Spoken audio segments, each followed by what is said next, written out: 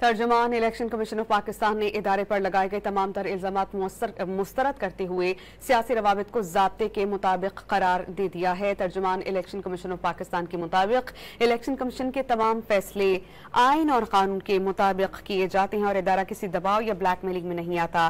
तर्जुमान के मुताबिक speaker Punjab assembly से चीफ इलेक्शन कमिश्नर की हालिया मुलाकात को गलत रंग दिया जा रहा है, जबकि माजी में कई सियासी और आइनी शख्सियात बशमोल साबिक सदर आरिफ अलवी और PTI क़यादत से मुलाकात हो चुकी हैं।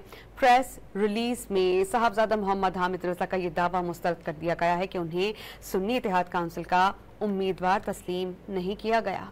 तर्जुमान इलेक्शन कमीशन ऑफ पाकिस्तान ने इदारे पर लगाए गए तमाम तर इल्जामात मुस्तरद करते हुए सियासी रवाबित को ज़ाब्ते के मुताबिक करार दे दिया है। तर्जुमान इलेक्शन कमीशन ऑफ पाकिस्तान के मुताबिक इलेक्शन कमीशन के तमाम फैसले आइन और कानून के मुताबिक किए जाते हैं और इदारा किसी दबाव या ब्लैक मेलिंग में नहीं आता। तर्जुमान के मुताबिक स्पीकर पंजाब असम्बली से चीफ इलेक्शन कमिश्नर की हालिया मुलाकात को गलत रंग दिया जा रहा है, जबकि माजी में कई सियासी और आइनी शख्सियात बशमोल साबिक सदर आरिफ अलवी और PTI क़यादत से मुलाकात हो चुकी हैं। प्रेस रिलीज में साहबजादा मोहम्मद हामिद रजा का ये दावा मुस्तरद कर दिया गया है कि उन्हें सुन्नी इत्तेहाद काउंसिल का उम्मीदवार तस्लीम नहीं किया गया।